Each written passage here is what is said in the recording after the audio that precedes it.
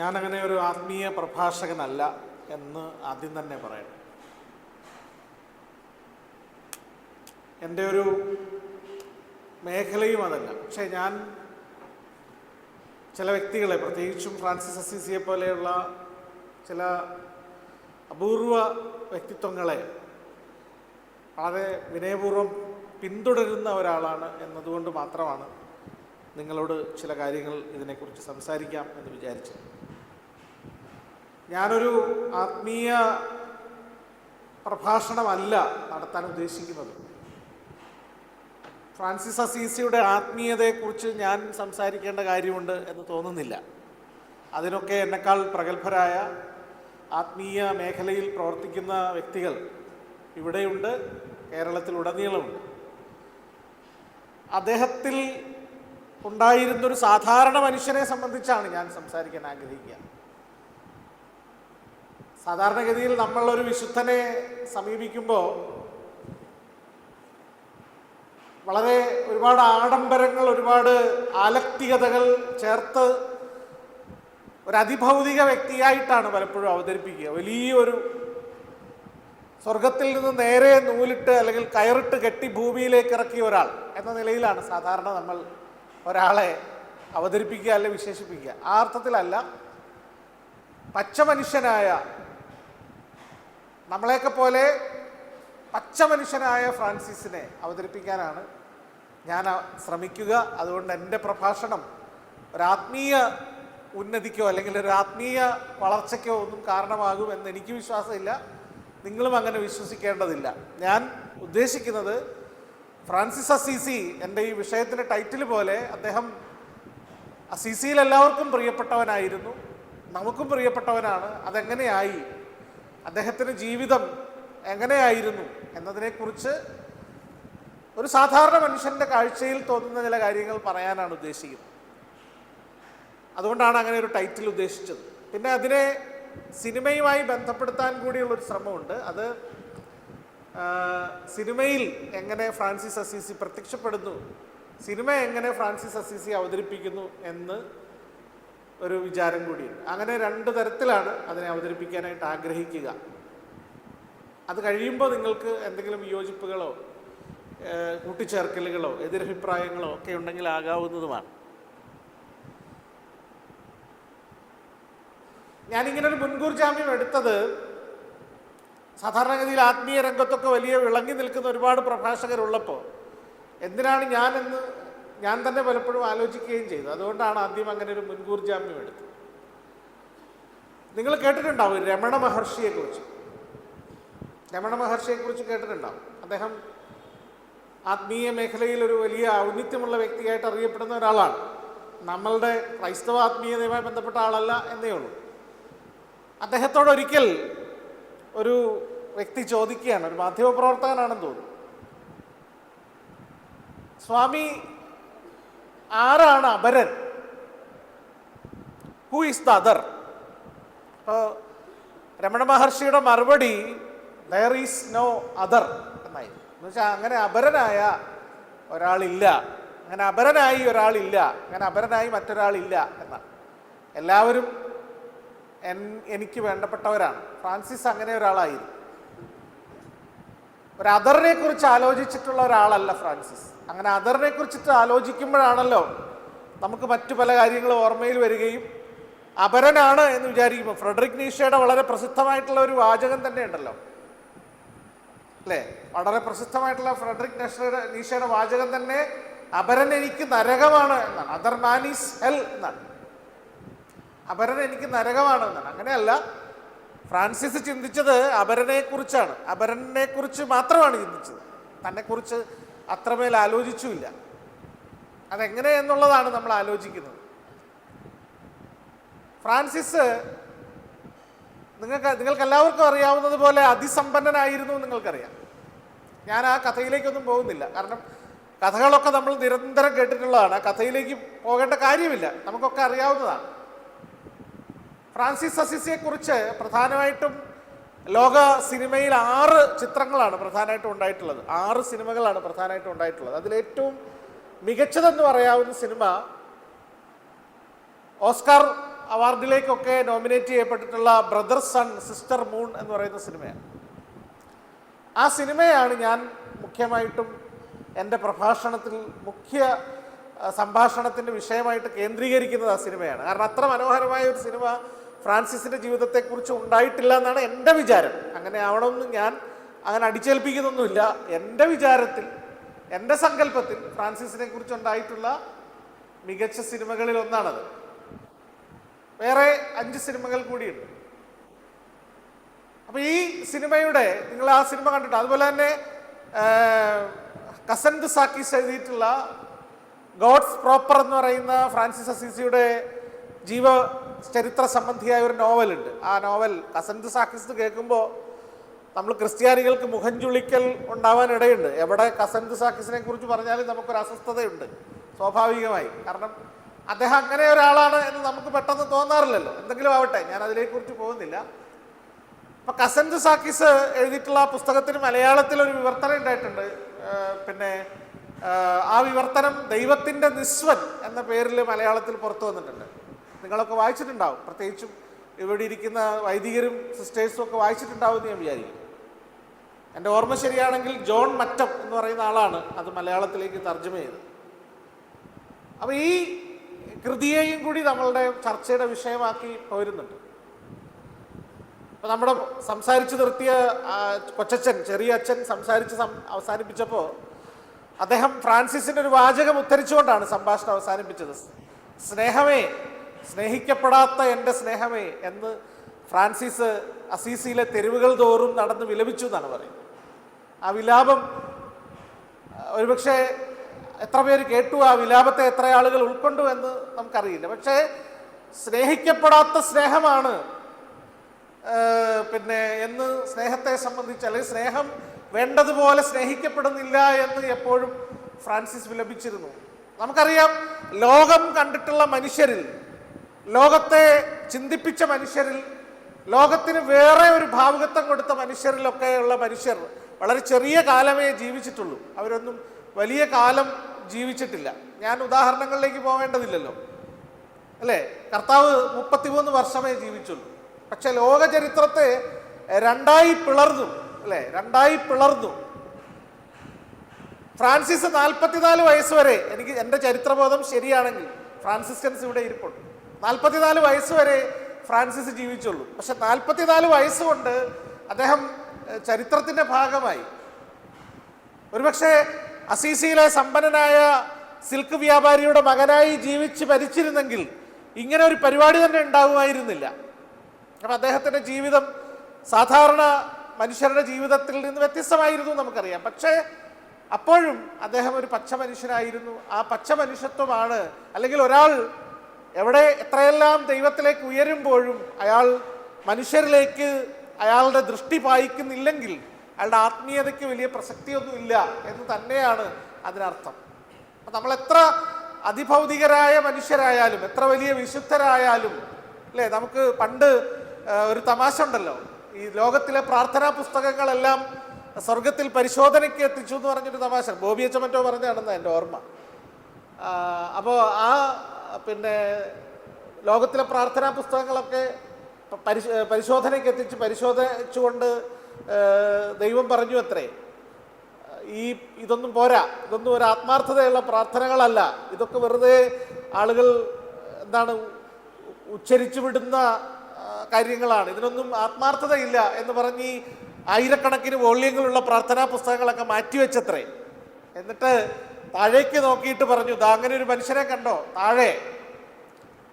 ആ മനുഷ്യൻ രാവിലെ എഴുന്നേൽക്കുമ്പോൾ ദൈവത്തോട് പറയും അത്രേ, കർത്താവേ തോമ ഉണർന്നു കേട്ടോ. വൈകുന്നേരം കിടക്കാൻ നേരത്തും പറയും, കർത്താവേ തോമ കിടക്കുക കേട്ടോ. ഈ 2 വർത്താനമേ ഉള്ളൂ, കൂടുതലൊന്നുമില്ല. പക്ഷെ അതാണ് ആത്മീയമായി ഉന്നതിയുള്ളത് എന്ന് ദൈവം പറഞ്ഞു എന്നാണ് സങ്കല്പം. അതിന് കഥയാണ്. അപ്പം എന്തായാലും നമ്മൾ ഈ ഉച്ചരിച്ചു വിടുന്ന, നമ്മൾ ഉദ്ധരിക്കുന്ന ഉദ്ധരണികളെക്കാൾ, നാം ചൊല്ലിവിടുന്ന വലിയ ദീർഘമായ ജപമണികളെക്കാളൊക്കെ ദൈവത്തിൻ്റെ സന്നിധിയിൽ മനസ്സാണ്, വ്യക്തിയുടെ മനസ്സാണ് പരിഗണിക്കപ്പെടുക എന്ന വിഷയം ഫ്രാൻസിസിൻ്റെ ജീവിതത്തിലുടനീളം ഫ്രാൻസിസ് ജീവിക്കുകയും പ്രവർത്തിക്കുകയും ചെയ്തു എന്നുള്ളതാണ്. നമുക്കറിയാം, പ്രഭാഷണത്തിലൊക്കെ വളരെ എളുപ്പമുള്ളൊരു കാര്യമാണ്, ജീവിത മാതൃകയാണ് വലിയ നിലയിൽ ബുദ്ധിമുട്ടുള്ള കാര്യം. പ്രഭാഷണം ഏറ്റവും എളുപ്പമുള്ളൊരു കാര്യമാണ് അല്ലേ? പ്രത്യേകിച്ചും വർത്തമാനകാലത്ത് നമ്മുടെ കുട്ടികളൊക്കെ നോക്കുന്നത് എവിടെയാണ് മാതൃക എന്നാണ്. ഒറ്റ മാതൃകയേ ഉള്ളൂ, അത് കുരിശിലാണ്. വേറെ എങ്ങോട്ടും നോക്കണ്ട ആരും. ഒറ്റ മാതൃകയേ ഉള്ളൂ, അത് കുരിശിലാണ്. അങ്ങോട്ട് മാത്രം നോക്കിയാൽ മതി. അപ്പം ആ മാതൃകയിലേക്ക് നോക്കിയ ആളാണ്, ആ കുരിശിലേക്ക് നോക്കിയ ആളാണ് ഫ്രാൻസിസ്. അതുകൊണ്ടാണ് സ്നേഹത്തെക്കുറിച്ച് ഇത്രയും ആഴമായി ഫ്രാൻസിസ് സംസാരിക്കാൻ ഇടവന്നത്. ഞാൻ എൻ്റെ വിഷയത്തിലേക്ക് പ്രവേശിക്കുകയാണ്. ഇപ്പോൾ ഫ്രാൻസിസ് അദ്ദേഹത്തിൻ്റെ ജീവിതം നമുക്ക് പ്രചോദനാത്മകമാവുന്നത് എന്തൊക്കെ കൊണ്ടാണ് എന്ന് നമുക്കൊന്ന് ഗൗരവമായി ആലോചിക്കാം എന്ന് തോന്നുന്നു. ഈ ബ്രദർസ് ആൻഡ് സിസ്റ്റർ മൂൺ എന്ന് പറയുന്ന സിനിമ സംവിധാനം ചെയ്തത് ഫ്രാങ്കോ സെഫ്രല്ലി എന്ന് പറയുന്ന ആളാണ്. എൻ്റെ പ്രൊനൗൺസിയേഷനിൽ ചിലപ്പോൾ ചില പ്രശ്നങ്ങൾ ഉണ്ടാവാം. 1972 ഈ സിനിമ പുറത്തു വരുന്നത്. ഒരുപാട് മനോഹരമായ ഗാനങ്ങൾ കൊണ്ട്, മനോഹരമായ ദൃശ്യങ്ങൾ കൊണ്ടൊക്കെ ഈ സിനിമ വളരെ പ്രസക്തമായി. ഞാൻ ഈ സിനിമയിലെ പ്രധാനപ്പെട്ട ചില ദൃശ്യങ്ങളെ നിങ്ങളുടെ മുമ്പിലേക്ക് വയ്ക്കാം. ഈ സിനിമ അവതരിപ്പിക്കുന്ന പ്രധാനപ്പെട്ട ചില ദൃശ്യങ്ങളെ നിങ്ങളുടെ മുമ്പിലേക്ക് വെച്ചുകൊണ്ട് ഫ്രാൻസിസ് അസീസി ഒരു സാധാരണ മനുഷ്യനായിരുന്നു എന്ന് സ്ഥാപിക്കാനാണ് ശ്രമിക്കുന്നത്. നമുക്കറിയാം, 2 പ്രധാനപ്പെട്ട ചിത്രങ്ങൾ ഞാൻ നിങ്ങളോട് സംസാരിച്ചു. ഫ്രാൻസിസ്കോ എന്ന് പറയുന്ന ഒരു സിനിമ, ബ്രദർസ് ആൻഡ് സിസ്റ്റർ മൂൺ എന്ന് പറയുന്ന സിനിമ. ഈ ഫ്രാൻസിസ്കോ എന്ന് പറയുന്ന സിനിമ 1961 ഉണ്ടാവുന്ന സിനിമയാണ്. അത് ഫ്രാൻസിസിനെ കുറിച്ചുണ്ടായ വിവിധങ്ങളായ സിനിമകൾക്ക് ശേഷം ഫ്രാൻസിസിന് ഒരു ട്രിലോളജി എന്ന് പറയുന്ന 3 സിനിമാ പ്രവർത്തനങ്ങൾക്ക് ശേഷമാണ് 1961 ലിലിയാനോ കവാനി എന്ന് പറയുന്ന സംവിധായകൻ ഫ്രാൻസിസ്കോ എന്ന് പറയുന്ന സിനിമ എടുക്കുന്നത്. അദ്ദേഹം എടുത്ത സിനിമയുടെ ആദ്യത്തെ ഷോട്ട് ഫ്രാൻസിസിനെ തുണിയിൽ പൊതിഞ്ഞുകൊണ്ട്, മരിച്ച ഫ്രാൻസിസിനെ തുണിയിൽ പൊതിഞ്ഞുകൊണ്ട് വന്ന് ക്ലാരയുടെ അടുത്ത് കൊണ്ടുവയ്ക്കുകയാണ്. ആ മൃതദേഹം ക്ലാരയുടെ അടുത്ത് കൊണ്ടുവയ്ക്കുകയാണ്. നിങ്ങൾക്കറിയാമല്ലോ, ക്ലാരയെ കുറിച്ച് ഞാൻ വിശദീകരിക്കേണ്ടല്ലോ. ക്ലാര ആ മൃതദേഹത്തെ നോക്കി വിലപിക്കുന്ന സീനോട് കൂടിയാണ് ആ സിനിമ ആരംഭിക്കുന്നത്. ഫ്രാൻസിസ്കോ എന്ന് പറയുന്ന 1961 ചിത്രം. ഈ ചിത്രത്തിലെ ഈ വിഷ്വലിൽ നമുക്ക് കാണാം, ഫ്രാൻസിസ് വളരെ പ്രാകൃതമായ ഒരു വേഷം ധരിച്ച് വളരെ അവശനായി കിടക്കുന്ന നിലയിലാണ് ആ മൃതദേഹം നമ്മൾ കാണുന്നത്. ആ മൃതദേഹം തുണിയിൽ കൊണ്ടുവന്ന് ശിഷ്യന്മാരവിടെ വയ്ക്കുന്നു. ക്ലാര വളരെ ദുഃഖത്തോടു കൂടി ആ മൃതദേഹത്തിൻ്റെ കയ്യിൽ ചുംബിക്കുന്നു.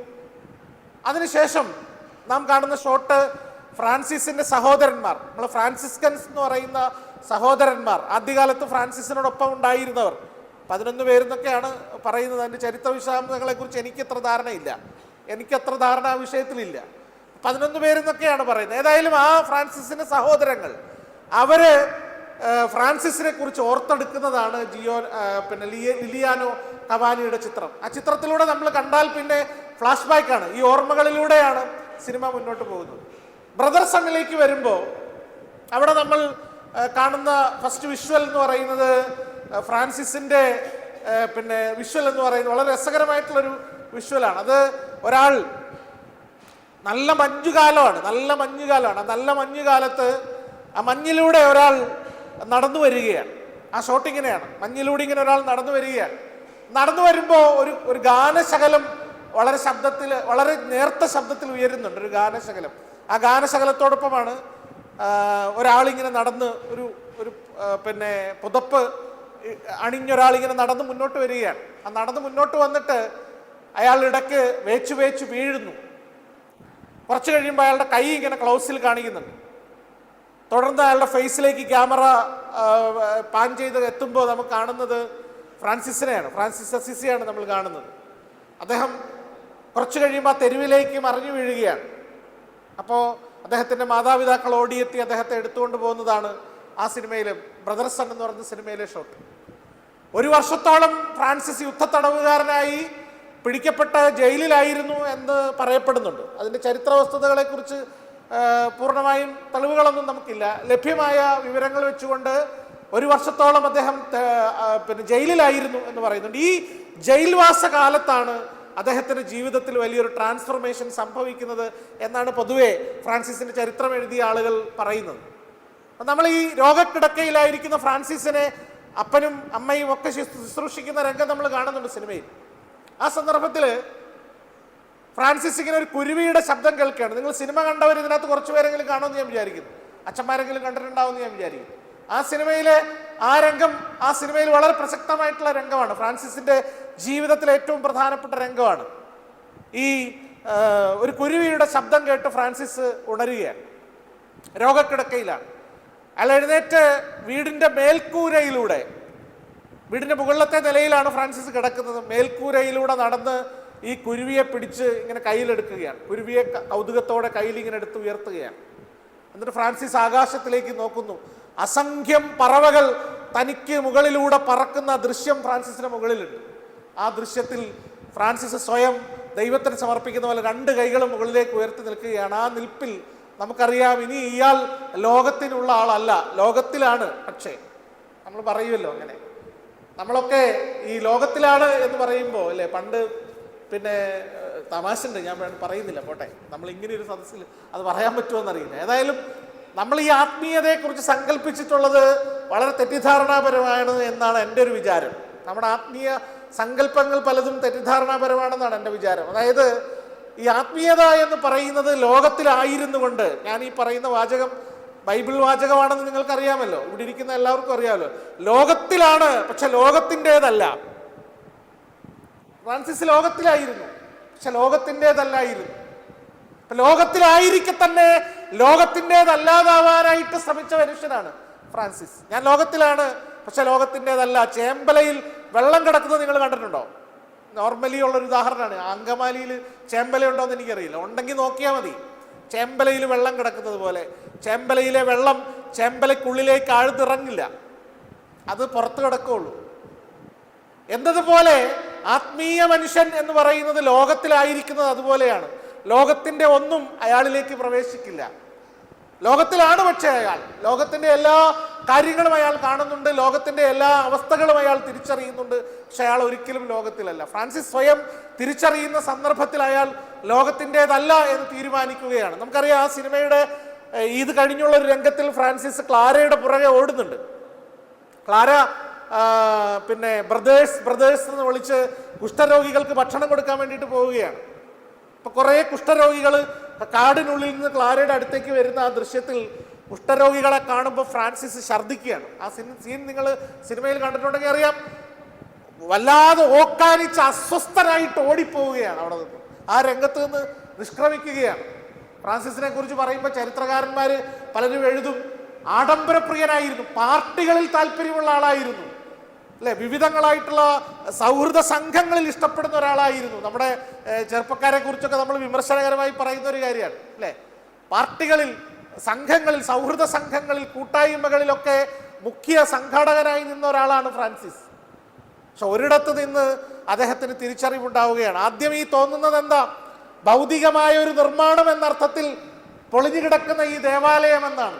പക്ഷേ ഫ്രാൻസിസിന്റെ ഉള്ളിലെവിടെയോ ഒരു ബോധ്യപ്പെടൽ ഉണ്ടാവുന്നു, ഈ പൊളിഞ്ഞു കിടക്കുന്ന ദേവാലയമല്ല, സഭ തകർന്നിരിക്കുന്നു. ഞാൻ അതിൻ്റെ വിശദാംശങ്ങളിലേക്ക് പോകുന്നില്ല.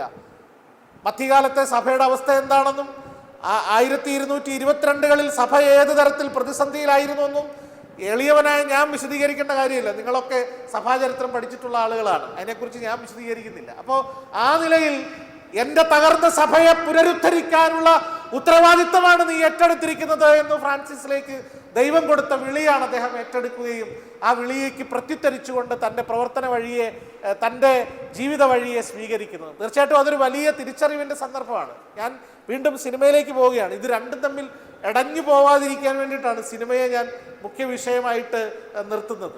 ഈ പിന്നെ പ്രകൃതി ദൃശ്യത്തിൽ കുരുവിയെ ഫ്രാൻസിസ് കയ്യിലെടുക്കുന്ന ആ ദൃശ്യത്തിന് ശേഷം ഒരു മനോഹരമായ ഗാനമാണ് അത്.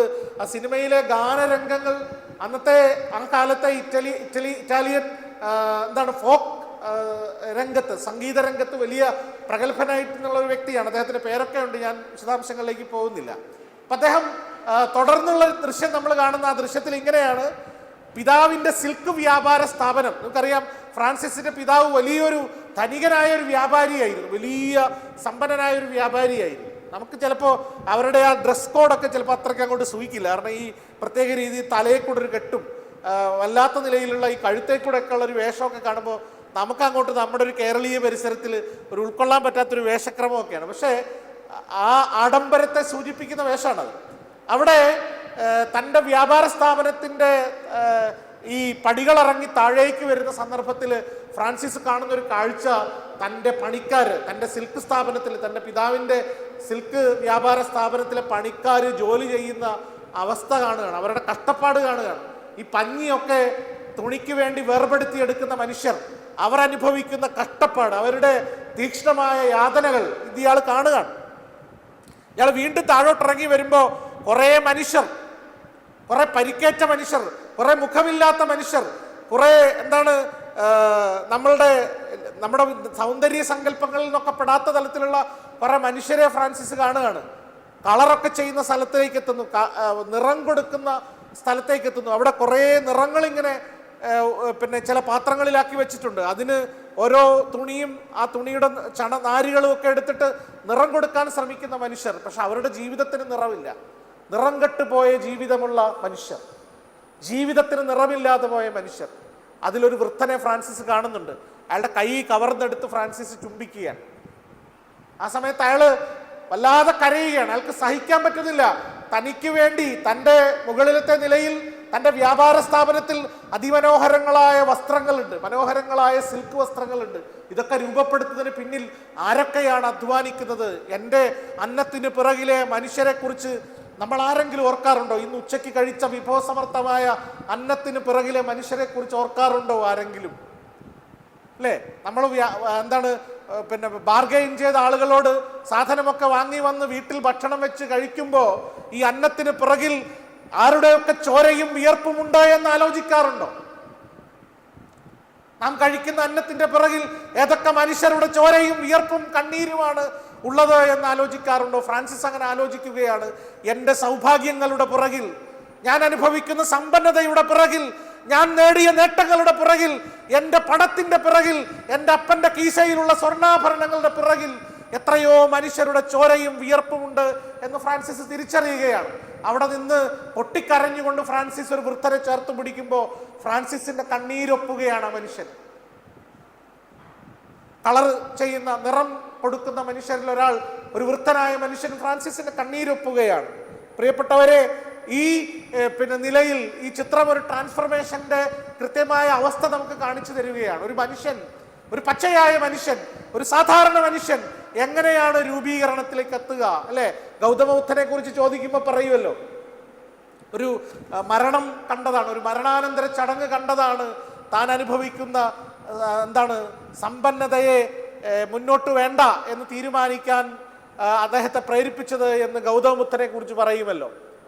അയാൾ ആ നിമിഷം തിരിച്ചറിയുകയാണ് താൻ അനുഭവിക്കുന്ന സമ്പന്നതയുടെ പിറകിൽ ഏതൊക്കെയോ മനുഷ്യരുടെ കണ്ണീരുണ്ട് എന്ന് തിരിച്ചറിയുകയാണ്. അതുകൊണ്ടാണ് അയാൾ അവിടെ നിന്ന് തിരിഞ്ഞു നടക്കുന്നത്. പിന്നെ ബുദ്ധനായി അയാൾ രൂപപ്പെടുന്നതാണ് നാം കാണുക. വീണ്ടും നമ്മൾ കാണുന്ന സന്ദർഭം, പള്ളിയിൽ ആത്മീയമായ ചടങ്ങുകൾ നടക്കുകയാണ്. നമുക്കറിയാമല്ലോ, നമ്മുടെ ചടങ്ങുകൾ, നമ്മുടെ ആത്മീയ ആഡംബരങ്ങൾ, ആത്മീയ ആചാരങ്ങൾ, ആചാരബദ്ധമായ ആത്മീയത, ഫ്രാൻസിസ് അതിന് തീർത്തും വിരുദ്ധനായിരുന്നു. നിങ്ങൾ അംഗീകരിച്ചാലും ഇല്ലെങ്കിലും ആചാരബദ്ധമായ ആത്മീയതയ്ക്ക് വിരുദ്ധനായിരുന്നു ഫ്രാൻസിസ്.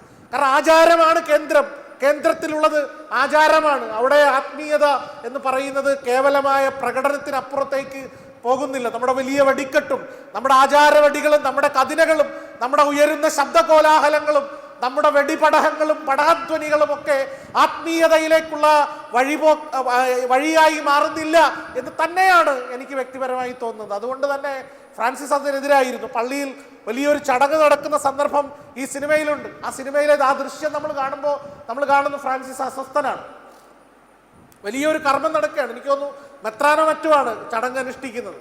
ആ ചടങ്ങ് അനുഷ്ഠിക്കുന്ന സന്ദർഭത്തിൽ ഫ്രാൻസിസ് ഭയങ്കര അസ്വസ്ഥനാണ്. അദ്ദേഹത്തിന് തൻ്റെ വസ്ത്രത്തോട് അസ്വസ്ഥത തോന്നുന്നു, ആ നിൽപ്പിനോട് അസ്വസ്ഥത തോന്നുന്നു. ഒടുവിൽ അയാൾ ആ വസ്ത്രം കൂടി വലിച്ച് കീറിയിട്ട് അയാൾ അവിടെ നിന്ന് ഓടിയിറങ്ങുകയാണ്. ഒച്ച വെച്ചുകൊണ്ട് ഓടിയിറങ്ങുകയാണ്. ഫ്രാൻസിസിന്റെ മാതാപിതാക്കൾക്ക് വലിയ നാണക്കേടായിട്ട് തീരുകയാണ്. അയ്യോ, ഇങ്ങനെ ഈ മകൻ ഇങ്ങനെ പള്ളിയിൽ ഒച്ചയിട്ട് ഇറങ്ങിപ്പോവുകയാണ്. ആ ഒച്ചയിട്ട് ഇറങ്ങിപ്പോകുന്ന ഫ്രാൻസിസ് പിന്നെ തുടർന്ന് ഓടിച്ചെല്ലുന്ന സ്ഥലത്ത് നമ്മൾ കാണുന്ന വിഷ്വല് തകർന്നു കിടക്കുന്ന ആ ദേവാലയമാണ്. ഞാൻ മുമ്പേ നിങ്ങളോട് പറഞ്ഞല്ലോ, തകർന്നു കിടക്കുന്ന ആ ദേവാലയമാണ്. ഹൃദയത്തിലുണ്ടാവുന്ന അരുളപ്പാട്, എൻ്റെ ദേവാലയം തകർന്നു കിടക്കുന്നു, നീ അത് പുനരുദ്ധരിക്കണം തകർന്നു കിടക്കുന്നത് ദേവാലയമല്ല, തകർന്നു കിടക്കുന്നത് ആത്മീയതയിൽ അന്ധമായ നിലയിലുള്ള ആത്മീയതയുടെ വഴികളെ തിരിച്ചറിയാതെ പോയ, ആത്മീയത എന്നത് കേവലാചാരങ്ങളാണ് എന്ന് തെറ്റിദ്ധരിച്ചു പോയ സമൂഹത്തോട് ആചാരനിഷ്ഠവും ആചാരബദ്ധവുമായ ആത്മീയതയല്ല ആത്മീയത എന്ന് പറയാനാണ് ഫ്രാൻസിസിനോട് പറഞ്ഞത് എന്നാണ് ഞാൻ വിചാരിക്കുക. നിങ്ങൾക്ക് വിയോജിക്കാം. അതാണല്ലോ പുതിയ കാലത്തിൻ്റെയും വിഷയാവതരണങ്ങളുടെയൊക്കെ ഒരു പ്രസക്തി. അതാണല്ലോ, നിങ്ങൾക്ക് വിയോജിക്കാം. അവിടെ ഫ്രാൻസിസിനോട് പറഞ്ഞത് ആചാരബദ്ധവും ആചാരനിഷ്ഠവുമായ ആത്മീയതയ്ക്ക് അപരമായ ഒരു ആത്മീയതയുണ്ട്, അതുകൊണ്ട് നീ എൻ്റെ പള്ളിയെ നിർമ്മിക്കണം എന്ന് പറഞ്ഞപ്പോൾ അതൊരു ഭൗതിക വസ്തുവിൻ്റെ നിർമ്മാണമല്ല. അതിനപ്പുറത്ത്, ഒരു ഭൗതിക വസ്തുവിൻ്റെ നിർമ്മാണത്തിനപ്പുറത്ത് അത് കുത്തഴിഞ്ഞു പോയ ആത്മീയതയുടെ യഥാർത്ഥ അനുഭവങ്ങളിൽ തകർന്നുപോയ സഭയെ പുനരുദ്ധരിക്കണമെന്ന് തന്നെയാണ് എന്ന് ഞാൻ വിചാരിക്കുന്നു. തീർച്ചയായിട്ടും അവിടെ നാം കേൾക്കുന്ന ഗാനം ബ്രദർ സൺ സിസ്റ്റർ മൂൺ എന്ന് പറയുന്ന ഗാനമാണ്. ഫ്രാൻസിസിന്റെ കുറിച്ച് പറയുമ്പോൾ എല്ലാവരും പറയുന്ന ഒരു കാര്യമാണ് പരിസ്ഥിതി സ്നേഹം. ഈ 2026 ഇപ്പം ഞങ്ങളുടെയൊക്കെ നാട്, എൻ്റെ സ്ഥിരദേശം കുട്ടനാട് എന്ന് പറയുന്ന സ്ഥലമാണ്. ഞാനിപ്പോൾ താമസിക്കുന്ന എറണാകുളത്താണെങ്കിലും എൻ്റെ നാട്ടിൽ ഇപ്പോൾ വീടുകളിലൊക്കെ ഏതാണ്ട് പകുതിയോളം വെള്ളമാണ്. നല്ല വെള്ളം കയറി എൻ്റെ നാട് മുഴുവൻ ഏതാണ്ട് നശിച്ചിരിക്കുന്ന അവസ്ഥയാണ്. നിങ്ങൾ ഈ വെള്ളപ്പൊക്കത്തിൻ്റെ വാർത്തകളൊക്കെ കേട്ടപ്പോൾ അവിടേക്ക് വെള്ളം എത്തിക്കൊണ്ടിരിക്കുന്നേ ഉള്ളൂ. ഈ കിഴക്ക് പെയ്യുന്ന മഴ മുഴുവൻ കുട്ടനാട്ടിലേക്ക് ഒഴുകിയെത്തി, 5 നദികളിലൂടെ ഒഴുകിയെത്തി കുട്ടനാട് താഴ്ന്നുകൊണ്ടിരിക്കുകയാണ്. ഇപ്പോൾ നല്ല പോലെ എല്ലാ വീടുകളിലും, എൻ്റെ വീട്ടിലടക്കം വെള്ളമൊക്കെ കയറി ഇങ്ങനെ നിൽക്കുന്ന സന്ദർഭമാണ്. പറഞ്ഞ വഴി ഈ കുട്ടനാടിൻ്റെ ഒരവസ്ഥ. അപ്പം വെള്ളം കയറിയൊക്കെ നിൽക്കുന്ന അവസ്ഥയിലാണ് നമ്മൾ നിൽക്കുക. എന്തുകൊണ്ട് എന്ന് ആലോചിക്കുമ്പോൾ ഒറ്റ മറുപടിയേ നമുക്കുണ്ടായിരുന്നുള്ളൂ. ഇവിടെ ഒരു മാധവ് ഗാഡ്ഗിൽ എന്ന് പറഞ്ഞൊരു മരിച്ചുപോയ മനുഷ്യനുണ്ടായിരുന്നു. പറ്റാവുന്നിടത്തോളം കല്ലും ചെളിയും ഒക്കെ നമ്മൾ അദ്ദേഹത്തിൻ്റെ ദേഹത്തെറിഞ്ഞിട്ടുണ്ട്. എന്തിനാ? പരിസ്ഥിതി ഭീകരവാദി എന്ന് വിളിച്ച് വിശേഷിപ്പിച്ചിട്ടുണ്ട്. അങ്ങനെയാണെങ്കിൽ നിങ്ങൾ ഒന്നാമതായി പരിസ്ഥിതി ഭീകരവാദി എന്ന് വിളിക്കേണ്ട ആള് ഫ്രാൻസിസ് അസീസിയ. നിങ്ങൾക്ക് എന്നോട് വിയോജിക്കാം കേട്ടോ, നിങ്ങൾക്ക് എന്നോട് വിയോജിക്കാം. ആദ്യത്തെ പരിസ്ഥിതി ഭീകരവാദി, ആദ്യത്തെ പരിസ്ഥിതിക്ക് വേണ്ടി ആദ്യത്തെ മനുഷ്യരോട് എതിർപ്പ് പ്രകടിപ്പിച്ച മനുഷ്യന്റെ പേര് ഫ്രാൻസിസ് അസീസി എന്നാണ്. അദ്ദേഹം അതുകൊണ്ടാണ് തൻ്റെ അടുത്ത് വന്ന ഉപദ്രവകാരിയായ ചെന്നായെ പോലും സഹോദര എന്ന് വിളിച്ചത്. അങ്ങനെ വിളിക്കാൻ പറ്റുക എന്ന് പറയുന്ന ഒരു ചെറിയ ബോധത്തിന്റെ പേരല്ല, മനസ്സിലായോ? അങ്ങനെ വിളിക്കുക എന്ന് പറയുന്ന ഒരു ചെറിയ ബോധത്തിന്റെ പേരല്ല. അതുകൊണ്ട് പരിസ്ഥിതിയെക്കുറിച്ച് ആലോചിക്കുമ്പോൾ നമ്മൾ ആലോചിക്കേണ്ട ഒരു വലിയ പേര് ഫ്രാൻസിസ് അസീസിയുടെ പേരാ. അദ്ദേഹം പ്രകൃതിയോട് ചേർന്ന് ജീവിച്ച മനുഷ്യൻ. അത് ഏറ്റവും മനോഹരമായി ചിത്രീകരിക്കുന്ന സിനിമയാണ് ബ്രദർ സൺ സിസ്റ്റർ മൂൺ. നിങ്ങൾ കുട്ടികൾ താല്പര്യമുള്ളവർ ആമസോണിൽ 99 രൂപയ്ക്ക് റെന്റിൽ നിങ്ങൾക്ക് ആ സിനിമ കാണാം. ഞാൻ പലതവണ കണ്ടപ്പോഴാണ് എനിക്ക് ആ സിനിമയുടെ ആഴങ്ങൾ ബോധ്യപ്പെട്ടത്. പലതവണ ഇതിനു മുമ്പും കണ്ടിട്ടുണ്ട്, പലതവണ ഫ്രാൻസിസിനെ കുറിച്ച് സംസാരിക്കേണ്ടി വന്നപ്പോഴൊക്കെ കണ്ടിട്ടുണ്ട്. അത്ര മനോഹരമായ ചിത്രമാണ്. പ്രകൃതി ദൃശ്യങ്ങളിൽ ആ സിനിമ നമ്മോട് അറിയാതെ ചില കാര്യങ്ങൾ പറയുന്നുണ്ട്. അപ്പോൾ പ്രകൃതിയെ ചേർത്ത് പിടിക്കാൻ, പ്രകൃതിയോട് സമരസപ്പെടാൻ, പ്രകൃതിക്ക് വേണ്ടി ജീവിക്കാൻ, പ്രകൃതി എന്ന് പറഞ്ഞാൽ അത് ഈശ്വരനാണ് എന്ന തിരിച്ചറിവിലേക്ക് എത്താൻ, മനുഷ്യനും പ്രകൃതിയും ഈശ്വരനും ഒന്നും ഭിന്ന ഭിന്നങ്ങളായ കാര്യങ്ങളല്ല എന്ന് തിരിച്ചറിയാൻ ഫ്രാൻസിസിന് ബോധമുണ്ടായിരുന്നു. നമ്മളിതൊക്കെ, ഞാൻ അതുകൊണ്ടാണ് രമണ മഹർഷി ആദ്യം ഉദ്ധരിച്ചത്, അപരമാണ് എന്നാണ് കാണുന്നത്. പ്രകൃതി എന്നിൽ നിന്ന് വേറിട്ടൊരു കാര്യം, ആത്മീയത എന്നിൽ നിന്ന് വേറിട്ടൊരു കാര്യം, അല്ലേ, ദൈവം എന്നിൽ നിന്ന് വേറിട്ടൊരു കാര്യം. അങ്ങനെയാണ് നമ്മൾ കാണുക. ഇതൊക്കെ എൻ്റെ ഭാഗമാണ്, ഇതൊക്കെ കൂടിച്ചേർന്ന ആളാണ് ഞാൻ എന്ന് ചിന്തിക്കാൻ ഫ്രാൻസിസിന് സാധിച്ചു എന്നുള്ളതാണ്. ആ യാത്രയുടെ അവസാനം നമ്മൾ ആ സിനിമയിൽ കാണുന്നു. അവിടെ പക്ഷേ ഈ രസകരമായ ഒരു കാര്യം കൂടി അവിടെ ഉണ്ട്, അത് എടുത്തു പറയേണ്ട ഒരു കാര്യമാണ്. ആ സീനിൽ കംപ്ലീറ്റ് ദേവാലയവും തകർന്നിട്ടുണ്ട്, പക്ഷെ ആ ദേവാലയത്തിൻ്റെ അൾത്താരയിൽ ഒരു തിരി പ്രകാശിക്കുന്നുണ്ട്. ആ ദേവാലയത്തിന്റെ അൾത്താരയിൽ ഒരു തിരി പ്രകാശിച്ചു നിൽക്കുന്നുണ്ട്. എന്താണ് അതിനർത്ഥം? ആത്മീയതയുടെ നാളങ്ങൾ ഇനിയും കെട്ടുപോയിട്ടില്ല എന്നാണ്. ആത്മീയതയുടെ തിരി ഇനിയും കെട്ടുപോയിട്ടില്ല എന്നാണ്. നിന്റെ ഉത്തരവാദിത്തമാണ് ഈ തിരിയെ പ്രോജ്വലിപ്പിക്കാനുള്ള ഉത്തരവാദിത്തം. കാണുന്ന ഫ്രാൻസിസിന് മാത്രമല്ല, എൻ്റെയും നിങ്ങളുടെയും ഉത്തരവാദിത്തമാണ്. എന്താണ് ആത്മീയത? ആരാണോ എന്നെക്കൊണ്ട് നിന്നെക്കൊണ്ട് ആവശ്യമുള്ള മനുഷ്യർ, സഹജരായ മനുഷ്യർ, അവരുടെ ഇടയിൽ ഇടപെടുന്നതാണ് ആത്മീയത. ആരാണോ എന്നെയോ നിന്നെയോ കൊണ്ട് ആവശ്യമുള്ള മനുഷ്യർ, അവർക്ക് വേണ്ടി ഇടപെടുന്നതാണ് ആത്മീയത. അല്ലാതെ നമ്മൾ എന്തെങ്കിലും വലിയ കെട്ടിടങ്ങളോ വലിയ സ്ഥാപനങ്ങളോ വലിയ ആശുപത്രികളോ ഒന്നും കെട്ടിപ്പൊക്കുന്നതല്ല. ആരാണോ എന്നെ കൊണ്ട് നിന്നെ കൊണ്ട് ആവശ്യമുള്ളത് അവർക്ക് വേണ്ടി ഇടപെടാൻ കഴിയുമ്പോഴാണ് ആത്മീയത എന്ന സങ്കല്പത്തിന് പ്രസക്തി ഉണ്ടാവുന്നത്, അല്ലെങ്കിൽ ഒരു പ്രസക്തിയില്ല. ഇപ്പൊ ഇന്നത്തെ കുട്ടികൾ എന്താണ്, വി ഡി സതീശനെ സ്നേഹപൂർവ്വം പൂക്കി എന്ന് വിളിച്ചില്ലേ, നമ്മുടെ ജോയൽ അത് ആമുഖത്തിൽ സൂചിപ്പിച്ചല്ലോ. ഫ്രാൻസിസ് ഒരു പൂക്കിയായിരുന്നു. അതുകൊണ്ടാണ് അന്ന് എല്ലാവരാലും പിന്നെ ആളുകൾ തള്ളിപ്പറയുന്ന സന്ദർഭങ്ങൾ ഉണ്ടായപ്പോൾ ഭക്ഷണത്തിന് വേണ്ടി തെരുവുകളിൽ ഇങ്ങനെ തെണ്ടി നടക്കുന്ന സന്ദർഭങ്ങൾ ആ സിനിമയിൽ പലതുണ്ട്. ഓരോ സന്ദർഭങ്ങളിലും ഒരു ചെറുപ്പക്കാരൻ ഇറങ്ങി വരുന്നുണ്ട്. വലിയ ആൾക്കാരൊന്നും ഇറങ്ങി വന്നില്ല. ഞാൻ ഇവിടുന്ന് ഇറങ്ങിപ്പോകുന്ന കുട്ടികളെ കുറിച്ചല്ല പറയുന്നത് കേട്ടോ. അവർ അതിനെക്കുറിച്ച് വിചാരിക്കണ്ട, അതൊക്കെ അവരുടെ സൗകര്യത്തിൽപ്പെടുന്ന കാര്യമാണ്. എൻ്റെ പ്രസംഗം ലോകത്തുള്ളവർ മുഴുവൻ കേട്ടുകൊള്ളണം എന്നുള്ള അബോധ പ്രശ്നങ്ങളൊന്നും എനിക്കില്ല. അതൊക്കെ ഓരോരുത്തരുടെ വ്യക്തിപരമായ താല്പര്യങ്ങളാണ്. ഞാൻ പറഞ്ഞു വന്ന അതല്ല. ഫ്രാൻസിസിന്റെ ഓരോ യാത്രയിലും ഈ കോപ്പയും പിടിച്ച് ഉള്ള അദ്ദേഹത്തിന്റെ ഓരോ യാചനയ്ക്ക് വേണ്ടിയുള്ള നടപ്പിലും ഓരോ ചെറുപ്പക്കാര് കെട്ടിടങ്ങളുടെ മുകളിൽ നിന്ന് ഇറങ്ങി വരുന്നുണ്ട്. ഒരു പ്രായം ചെന്ന മനുഷ്യരും ഇറങ്ങി വരുന്നില്ല. നമുക്ക് പ്രതീക്ഷിക്കാൻ എന്തെങ്കിലും വകയുണ്ടെങ്കിൽ അത് നമ്മുടെ ചെറുപ്പത്തെക്കുറിച്ച് മാത്രമേ ഉള്ളൂ. പ്രായം ചെന്നവരെ കുറിച്ച് ഒന്നും ഒരു പ്രതീക്ഷയ്ക്കും വകയില്ല. ഞാനടക്കമുള്ള ആൾക്കാരെയാണ് പറയുന്നത്. ഞാനടക്കമുള്ള ആൾക്കാരിൽ നിന്ന് ഒരു പ്രതീക്ഷയ്ക്കും വകയില്ല. എന്തെങ്കിലും പ്രതീക്ഷയ്ക്ക് വകയുണ്ടെങ്കിൽ നമ്മുടെ കുഞ്ഞുങ്ങളിൽ നിന്നാണ്. അവർ ചിലപ്പോൾ ഈ വെല്ലുവിളി കേട്ട്, ഈ ഒരു സങ്കടം കേട്ട്, ഈ മനുഷ്യന്റെ വേദന കേട്ട് ചിലപ്പോൾ ഇറങ്ങി വരും. കാരണം 11 പേര് കൂടെ കൂടിയെന്ന് പറഞ്ഞാൽ അന്നൊരു അത്ഭുതമാണത്. കാരണം എല്ലാ മനുഷ്യരും സുഖങ്ങളിൽ ജീവിക്കാൻ ആഗ്രഹിക്കുന്ന സന്ദർഭത്തിൽ ചില മനുഷ്യർ ഇറങ്ങി വരികയാണ്, ചെറുപ്പക്കാര്. ഒരു ചെറുപ്പക്കാരന് വല്ലാതെ ശരീരത്തിന്റെ പ്രലോഭനം ഉണ്ടാകുന്ന ഒരു സന്ദർഭമുണ്ട്. സിനിമ കണ്ടിട്ടുള്ളവർക്കറിയാം. അയാള് ഒറ്റയ്ക്കിരുന്ന് കരയുന്നു. എന്നിട്ട് അയാൾ ഫ്രാൻസിസിനോട് പറയുന്നു, എൻ്റെ ശരീരം എന്നെ വല്ലാതെ പ്രലോഭിപ്പിക്കുന്നു. അപ്പൊ ഫ്രാൻസിസിന്റെ മറുപടി എന്താ? നീ എന്തിനാ ശരീരത്തെയും ആത്മാവിനെയും രണ്ടായി കാണുന്നേ? നീ എന്തിനാ ശരീരത്തെയും ആത്മാവിനെ രണ്ടായി കാണുന്നത്? നിന്റെ ശരീരത്തിൽ തന്നെയാണ് നിന്റെ ആത്മാവുള്ളത്. അതുകൊണ്ട് നിന്റെ ഇഷ്ടം ലൗകികമായി ജീവിക്കാനാണെങ്കിൽ നീ പൊയ്ക്കോളൂ. ഒരു സങ്കടവും ഇല്ല, ഒരു വിഷമവും ഇല്ല, ഒരു വേദനയില്ല. അങ്ങനെ ഒരു ജീവിതമാണ് നീ ആഗ്രഹിക്കുന്നെങ്കിൽ പൊയ്ക്കോളൂ. ഇവിടെ ഒരു നിർബന്ധത്തിന്റെ പ്രശ്നമില്ല.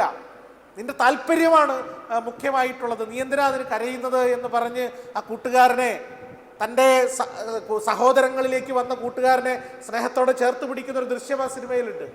പ്രിയപ്പെട്ടവരെ, നമ്മളായി ജീവിക്കലാണ് ആത്മീയത. അല്ല നമ്മളെന്തോ വലിയ കൊടുമുടി കയറലാണ് എന്നാണ് നമ്മൾ വിചാരിക്കുന്നത്, അല്ലേ? നമ്മളിപ്പോൾ ഇവിടെ മലയാറ്റൂർ മലയുണ്ടല്ലോ, അതുപോലെ എല്ലായിടത്തും മലയുണ്ട്. ഇത്തരം മലകളിൽ കയറുക. ആദ്യകാലത്ത് ഈ കപ്പുച്ചിൻസ് തന്നെ സ്വയം മുറിവേൽപ്പിച്ചിരുന്നതാണ് പറയുന്നത്. അതായത് അല്ലെങ്കിൽ സഭകളിലൊക്കെ ഈ ക്ലോയിസ്റ്റഡ് കോൺവെന്റുകൾ ഉണ്ടായിരുന്നത് പോലെ സ്വയം മുറിവേൽപ്പിച്ചുകൊണ്ട് ആത്മീയതയെക്കുറിച്ച് ആളുകൾ ആലോചിച്ചിരുന്നു. ക്രിസ്തു മുറിവേറ്റാണല്ലോ മരിച്ചത്. അതുകൊണ്ട് സ്വയം ചങ്ങല കൊണ്ട് അടിക്കുക, സ്വയം മുറിവേൽപ്പിക്കുക, മെറ്റിലിന്റെ കഷണങ്ങളുടെ പുറത്ത്, പാറക്കല്ലിന്റെ പുറത്ത് മുട്ടുകുത്തി നിൽക്കുക, വേദനിക്കുന്ന മുള്ള് കൊണ്ടുള്ള മെത്തയിൽ കിടന്നുറങ്ങുക, ഇങ്ങനെ ചോര വീഴ്ത്തിയുള്ള ആത്മീയ സങ്കല്പമുണ്ട്. തമ്പുരാൻ അതൊന്നും പറയുന്നില്ല. ഇതൊന്നും അല്ല ആത്മീയത. നിങ്ങൾ സ്വയം മുറിവേറ്റും സ്വയം രക്തം ചിന്തിയൊന്നും അല്ല തമ്പുരാനോടുള്ള പ്രതിബദ്ധത കാണിക്കേണ്ടത്. നിങ്ങൾക്ക് എവിടെയാണോ നിങ്ങൾ ഇടപെടേണ്ട മനുഷ്യർ നിങ്ങളോടൊപ്പം ഉള്ളത്, അവരോട് ഇടപെടുക എന്നത് മാത്രമാണ് ആത്മീയത. അതുകൊണ്ട് ആണ് നമ്മുടെ ഇടയിൽ നിന്ന് നൂറ്റാണ്ടിലുണ്ടായ ഇത്തരം ആചാരക്രമങ്ങൾ മാറി അവരനു വേണ്ടി തുറക്കുന്ന മനസ്സുണ്ടാവലാണ് ആത്മീയത എന്ന് പറയുന്നത്. അതുകൊണ്ടാണ് നമ്മൾ ആത്മീയതയ്ക്ക് വേണ്ടി കുഞ്ഞുങ്ങളെ നോക്കാനൊക്കെ കർത്താവ് പറഞ്ഞത്. നിങ്ങൾ ശിഷ്യന്മാരോട് പറഞ്ഞത് ഈ കുഞ്ഞുങ്ങളെ നോക്കാൻ പറഞ്ഞത് അതുകൊണ്ടാണ്. അവരിൽ ഉള്ള ആത്മീയതയുടെ ആഴം നിങ്ങൾക്കില്ല. അതുകൊണ്ട് പ്രതീക്ഷയ്ക്ക് വക എന്തെങ്കിലും നമുക്കുണ്ടെങ്കിൽ അത് നമ്മുടെ തലമുറയിലാണ്, നമ്മുടെ കുഞ്ഞുങ്ങളിലാണ്. അതുകൊണ്ട് തുടർന്നുള്ള രംഗത്ത് നമ്മൾ വീണ്ടും ആ സിനിമയിൽ കാണുന്നത് മുകളിൽ നിന്ന് തൻ്റെ വസ്ത്രങ്ങൾ താഴേക്ക് എറിഞ്ഞു കൊടുക്കുന്ന ഫ്രാൻസിസിനെയാണ്.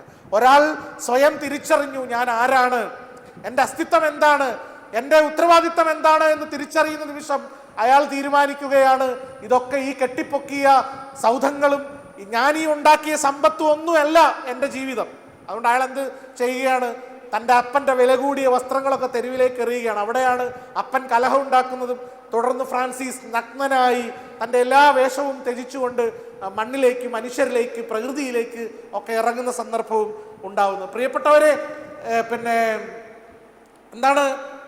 ആ സിനിമ അവസാനിക്കുന്ന സന്ദർഭത്തിൽ പോപ്പിനെ കണ്ടിട്ട്, നിങ്ങൾക്കറിയാമല്ലോ, അന്ന് ഇന്നസെന്റ് 2 എന്ന് പറയുന്ന പോപ്പായിരുന്നു നമ്മുടെ സഭയുടെ പരമാധ്യക്ഷനായിരുന്നത്. അദ്ദേഹത്തെ അന്ന് നമുക്ക് 1222 അങ്ങനെ നമുക്ക് കേരളീയർക്ക് പറയാമെന്നറിയില്ല. എന്തായാലും ഇന്നസെന്റ് രണ്ടാമൻ എന്ന് പറയുന്ന പോപ്പായിരുന്നു അന്ന് സഭയെ ഭരിച്ചിരുന്ന. അദ്ദേഹം ഫ്രാൻസിസിനെ കണ്ടിട്ട് പിന്നെ ഫ്രാൻസിസിന്റെ അടുത്തേക്ക് പോകാൻ അധികാരികളായിട്ടുള്ള ആളുകൾ അദ്ദേഹത്തെ സമ്മതിക്കുന്നില്ല. എല്ലാവരും കൂടെ വലഞ്ഞ് ചുറ്റും നിന്ന് ഫ്രാൻസിസിന്റെ അടുത്തേക്ക് പോകാൻ കാരണം ഈ വൃത്തികെട്ടൊരു മനുഷ്യൻ, എല്ലാ തരത്തിലുള്ള അഴുക്കുമുള്ള, എല്ലാ തരത്തിലുള്ള മെഴുക്കും പുരണ്ട വല്ലാത്ത പ്രാകൃത രൂപിയായ ഒരു മനുഷ്യന്റെ അടുത്തേക്ക് പോകാൻ അധികാരികളൊന്നും പോപ്പിനെ സമ്മതിക്കുന്നില്ല, തടഞ്ഞു വെക്കുകയാണ്.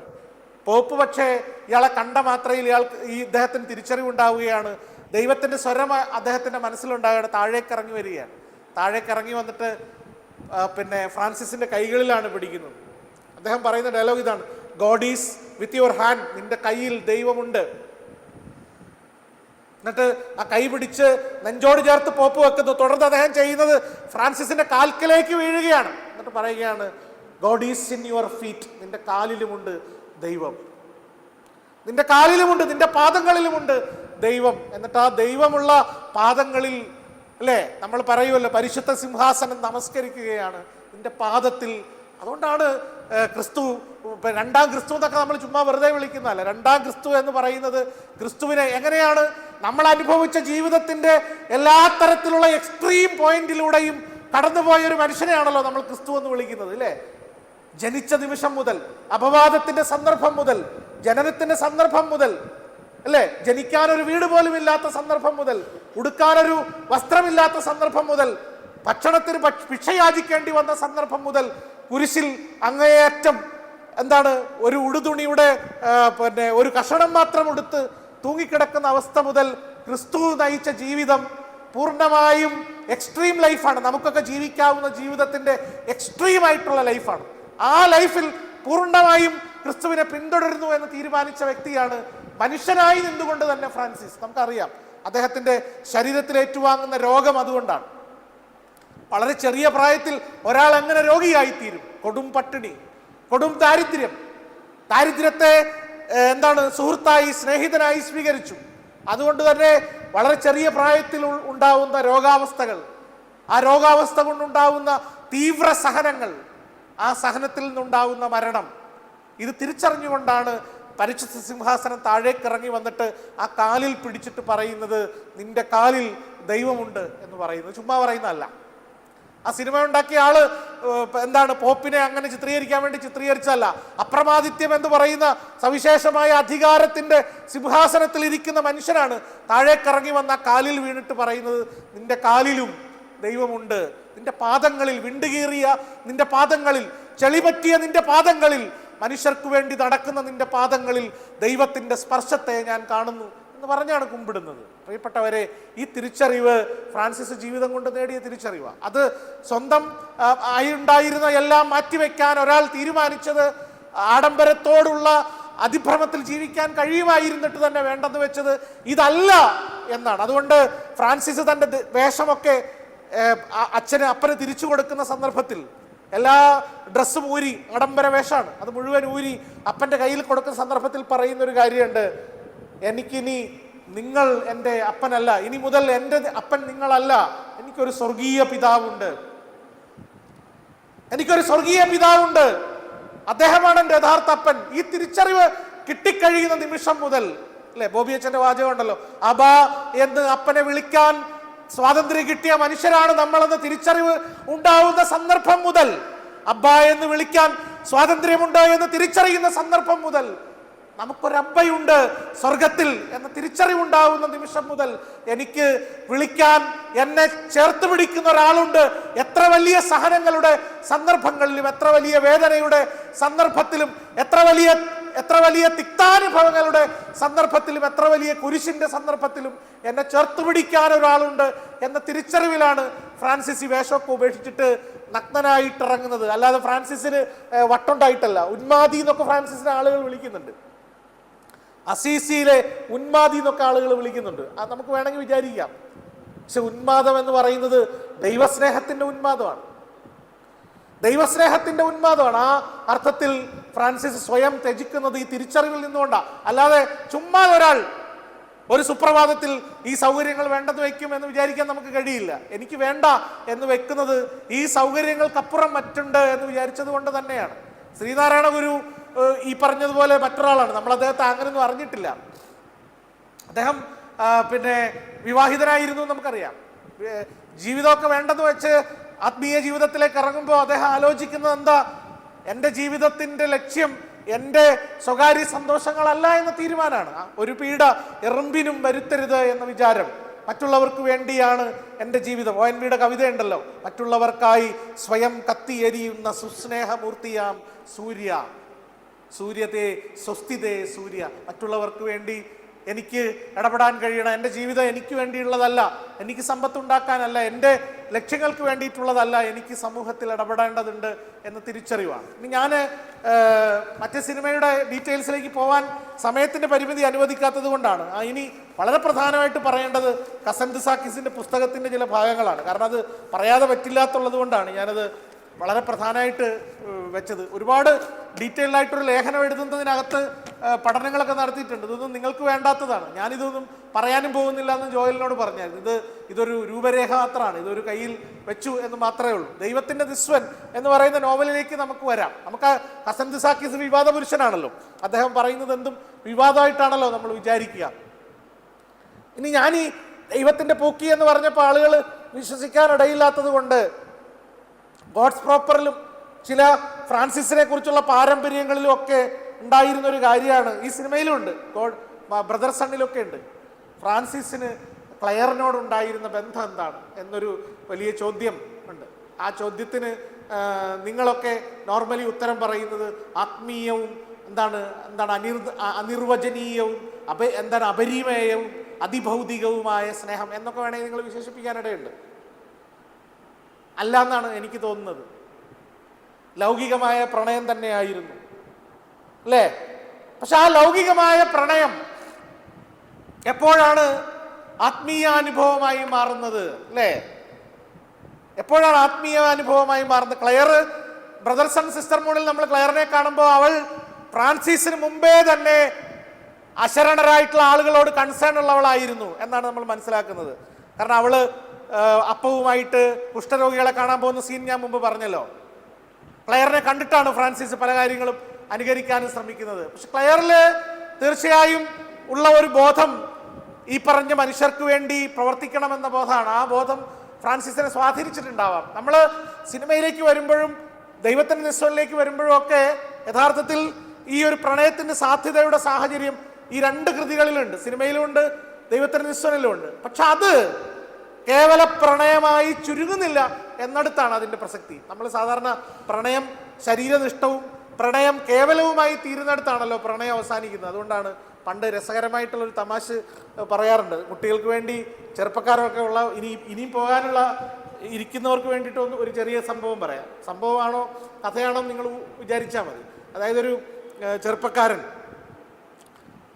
അവൻ്റെ കാമുകിയെ വല്ലാതെ സ്നേഹിച്ചിരുന്നു, പിന്നെ ഭയങ്കരമായി സ്നേഹിച്ചിരുന്നു. അവർ ഡിഗ്രി കാലത്തും PG കാലത്തും ഒക്കെ ഒരുമിച്ച് വളരെ സ്നേഹത്തോടു കൂടി ജീവിച്ചു. അതിനുശേഷം ചെറുപ്പക്കാരൻ വിദേശ രാജ്യത്തേക്ക് ജോലിക്ക് വേണ്ടി പോയി, കാമുകി നാട്ടിലാണ്. അങ്ങനെ ഇരിക്കുന്ന സന്ദർഭത്തിലാണ് കാമുകിക്ക് വിവാഹാലോചന വരുന്നത്. നമുക്കറിയാമല്ലോ, വിവാഹാലോചന വന്നു കഴിയുമ്പോൾ വീട്ടുകാരെ ധിക്കരിക്കാൻ പറ്റില്ല. കുട്ടി വിഷക്കുപ്പിയൊക്കെ എടുത്ത് നോക്കി, പക്ഷെ വീട്ടുകാർ സമ്മതിച്ചില്ല. ഇന്നിപ്പോൾ വിഷക്കുപ്പിയൊന്നുമല്ല, ഇന്ന് വേറെ വല്ല കാര്യങ്ങളുമാണ്. കുട്ടികൾ പിന്നെ പേടിപ്പിക്കാനൊക്കെ നോക്കിയിട്ടും വീട്ടുകാർ സമ്മതിച്ചില്ല. ഒടുവിൽ കുട്ടിക്ക് വീട്ടുകാരുടെ നിർബന്ധത്തിന് വഴങ്ങി വേറൊരാളെ വിവാഹം കഴിക്കേണ്ടി വന്നു. കഴിച്ചില്ല, വിവാഹം കഴിക്കാൻ തീരുമാനിച്ചു. അങ്ങനെ സന്ദർഭത്തിൽ പെൺകുട്ടി ഈ കാമുകന് കത്തെഴുതുകയാണ്, പ്രിയപ്പെട്ട പേര് നിങ്ങൾ കൂട്ടിച്ചേർത്തോളൂ, ഞാൻ വിവാഹിതയാവേണ്ട ഒരു സന്ദർഭം വന്നിരിക്കുകയാണ്. കാരണം എൻ്റെ മാതാപിതാക്കൾ ഒരു തരത്തിലും എന്നെ നിർബന്ധിച്ചുകൊണ്ടിരിക്കുന്നു, ഒരു തരത്തിലും എന്നെ കല്യാണം കഴിക്കാതിരിക്കാൻ പറ്റാത്തൊരവസ്ഥയിലേക്ക് എത്തിച്ചിരിക്കുകയാണ്. അമ്മ വിഷം ഒഴിക്കും, അച്ഛൻ കെട്ടിത്തൂങ്ങുമെന്നൊക്കെയാണ് പറയുന്നത്. അതുകൊണ്ട് മാർഗ്ഗമില്ല, അതുകൊണ്ട് ഞാൻ വിവാഹത്തിന് സമ്മതിച്ചു എന്ന് പറയുകയാണ്. അപ്പോൾ എനിക്കൊരു ഉപകാരം ചെയ്യണം, എൻ്റെ കുറച്ച് സ്വകാര്യ ചിത്രങ്ങൾ നിങ്ങളുടെ കയ്യിലുണ്ട്. ഇന്നൊക്കെ ആണെങ്കിൽ പിന്നെ എൻ്റെ സ്റ്റുഡൻസ് അടക്കം ഫ്രണ്ടിലിരിപ്പുണ്ട്, അവർക്കറിയാം അല്ലേ? സ്വകാര്യ ചിത്രങ്ങൾ ഇൻസ്റ്റാഗ്രാമിലും അവിടെ ഇവിടെയൊക്കെ സേവ് ചെയ്തൊക്കെ വെച്ചിട്ടുണ്ടെങ്കിൽ അതൊക്കെ അപകടമാണ്, അതൊക്കെ പിന്നീട് വലിയ ബുദ്ധിമുട്ടായിട്ടൊക്കെ വരാം. അപ്പോൾ അതുകൊണ്ട് ആ ചിത്രങ്ങളൊക്കെ എനിക്ക് തിരിച്ചു തരണം. അന്ന് ഇൻസ്റ്റാഗ്രാം ഒന്നും ഉള്ള കാലമല്ല, ഫോട്ടോയൊക്കെ ഉള്ളൂ. അപ്പോൾ അതുകൊണ്ട് ആ ഫോട്ടോ എനിക്ക് തിരിച്ചു തരണം, എനിക്കിനി ജീവിതത്തിൽ ഒരു ബുദ്ധിമുട്ടുണ്ടാവാതിരിക്കാൻ വേണ്ടിയിട്ടാണ് എന്ന് പറഞ്ഞു ഈ കുട്ടി കത്തയച്ചു. ആ കത്തിന് മറുപടി വന്നപ്പോൾ കത്തിൽ ഇങ്ങനെയാണ്, ഞാൻ കത്ത് കണ്ടു, സന്തോഷം, നിൻ്റെ കല്യാണത്തിനെല്ലാം ആശംസകൾ നേരുന്നു. ഞാൻ ഇതുവരെ പ്രണയിച്ചിട്ടുള്ള 10-15 15ഒന്നും അല്ല, കുറേ പെൺകുട്ടികളുണ്ട്, അവരുടെയൊക്കെ ഫോട്ടോയുണ്ട്, അതെല്ലാം കൂടെ അയക്കുകയാണ്. പിന്നെ അതിൽ നിന്ന് നിൻ്റെ ഫോട്ടോ എടുത്തിട്ട് ബാക്കി തിരിച്ചയക്കണം. നിൻ്റെ ഫോട്ടോ ഏതാണെന്ന് ഇപ്പോൾ പെട്ടെന്ന് എനിക്ക് ഓർമ്മ വരുന്നില്ല, ഏതാണ് നിൻ്റെ പടം എന്നുള്ളത് എനിക്ക് ഓർമ്മ വരുന്നില്ല. അതുകൊണ്ട് നിൻ്റെ പടം ഏതാണെങ്കിലും അത് എടുത്തിട്ട് എനിക്ക് ബാക്കിയുള്ള പടങ്ങൾ അയച്ചു തരണം എന്നാണ് കത്ത്. ഈ നിലയിലാണ് നമ്മളുടെ പല പ്രണയങ്ങളെയും നമ്മൾ സംഭവം. അപ്പോൾ കേവല പ്രണയത്തിൽ നിന്ന് ആത്മീയ അനുഭൂതിയിലേക്ക് എത്തുന്ന ഒരു പ്രണയ സങ്കല്പമാണ് ക്ലെയറിലും ഫ്രാൻസിസിലും നമുക്ക് കാണാൻ പറ്റുക. നമ്മൾ പാരമ്പര്യങ്ങളൊക്കെ പലരും നിങ്ങളൊക്കെ വായിച്ചിട്ടുണ്ടാവും എന്ന് ഞാൻ വിചാരിക്കുകയാണ്. അവിടെ കേവലമായി അതൊരു ഒരു സ്ത്രീ പുരുഷ ബന്ധത്തിൻ്റെ ഒരു അതിഭൗതികതയിലല്ല നിൽക്കുന്നത്, പ്രണയത്തിൽ തന്നെയാണ്. പക്ഷെ അത് കുറച്ച് കഴിയുമ്പോൾ നമ്മുടെ വ്യാഖ്യാനമാണ്, അങ്ങനെ ആയിരുന്നു എന്നും നമുക്ക് പറയാൻ പറ്റില്ലല്ലോ. പക്ഷെ അത് കുറച്ച് മുന്നോട്ട് പോകുമ്പോൾ ക്ലെയറും തീരുമാനിക്കുകയാണ്, ഫ്രാൻസിസിൻ്റെ കൂട്ടത്തിൽ തന്നെ ആ ആത്മീയ വഴിയിലൂടെ ചേരണം തീരുമാനിക്കുകയാണ്. അവളും ആ വഴിയിലേക്ക് എത്തിച്ചേരുമ്പോൾ ക്രമേണ ഇത് വിട്ട് പോവുകയാണ്, ഇത് അകന്നു പോവുകയാണ്. നമ്മൾ കുമാരനാശാന്റെ ദിവാകരൻ എന്നതുപോലെ അന്യജീവൻ ഉദകി സ്വജീവിതം ധന്യമാക്കും അമലേ വിവേകികൾ എന്നൊക്കെ പറഞ്ഞതുപോലെ അന്യജീവൻ ഉദകാൻ തങ്ങളുടെ ജീവിതം അന്യജീവന് വേണ്ടിയുള്ളതാണെന്ന് രണ്ടുപേർ തിരിച്ചറിയുന്ന സന്ദർഭമാണ്. അത് തീർച്ചയായിട്ടും വളരെ പ്രസക്തമായ ഒരു കാര്യമാണ്. അത് വളരെ പ്രസക്തമായിട്ടുള്ള ഒരു കാര്യമാണ്. അങ്ങനെ ഒരു കാര്യം നമ്മൾ പലപ്പോഴും ഈ കർത്താവിനെ പോലും നമ്മൾ ആലോചിക്കുമ്പോൾ നമ്മളെപ്പോഴും പച്ച മനുഷ്യനാണെന്ന് പറയും, അല്ലേ? പച്ച മനുഷ്യനാണെന്ന് പറയും. മാംസം വചനം മാംസമായി നമ്മുടെ ഇടയിൽ അവതരിച്ചു എന്നൊക്കെ നമ്മൾ പറയും. പക്ഷേ കർത്താവ് പച്ച മനുഷ്യനാണെന്ന് നമുക്ക് അങ്ങോട്ട് വിശ്വസിക്കാൻ വലിയ ബുദ്ധിമുട്ടാണ്, അല്ലേ?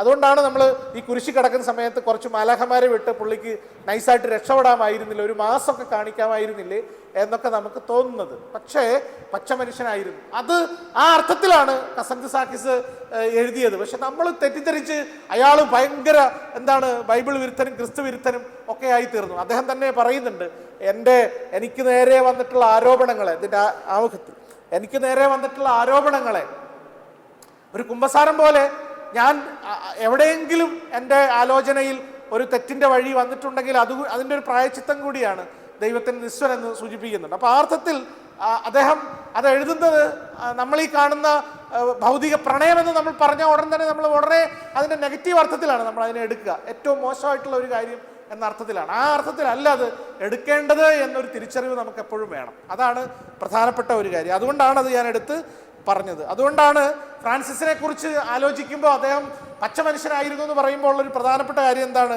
ഈ ദൈവത്തിന് നിസ്വന്റെ വിവരണം നടത്തുന്ന ലിയോയാണ്. ലിയോ എന്ന് പറയുന്നത് ഫ്രാൻസിസിന്റെ സഹോദരനായിരുന്നു, നിങ്ങൾക്കറിയാം.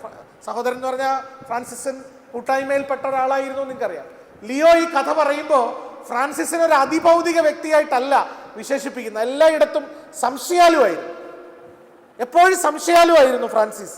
അതുകൊണ്ട് തന്നെ മാനുഷികമായ ബലഹീനതകൾ, സംശയങ്ങൾ ഒക്കെ അദ്ദേഹത്തിനുണ്ടായിരുന്നു. മനുഷ്യനെ പോലെ അദ്ദേഹം പലപ്പോഴും സംശയിച്ചിരുന്നു മുന്നോട്ടുള്ള വഴിയെക്കുറിച്ച്. ചിലപ്പോഴൊക്കെ അദ്ദേഹം ഖേദിച്ചിരുന്നു, ചിലപ്പോഴൊക്കെ ഇടറി വീഴുന്ന സന്ദർഭങ്ങൾ ഉണ്ടായിരുന്നു. ഇതൊക്കെ മനുഷ്യർക്ക് സഹജമാണ്. പക്ഷെ നമ്മൾ എത്തിയോ എന്നുള്ളത് മാത്രമാണ് പ്രധാനപ്പെട്ട കാര്യം. നമ്മൾ ആലോചിച്ച ഇടത്തേക്ക്, നമ്മൾ വിചാരിച്ച ഇടത്തേക്ക് ഒടുവിൽ നമ്മൾ എത്തിച്ചേർന്നോ എന്നുള്ളത് മാത്രമാണ് പ്രധാനപ്പെട്ട കാര്യം.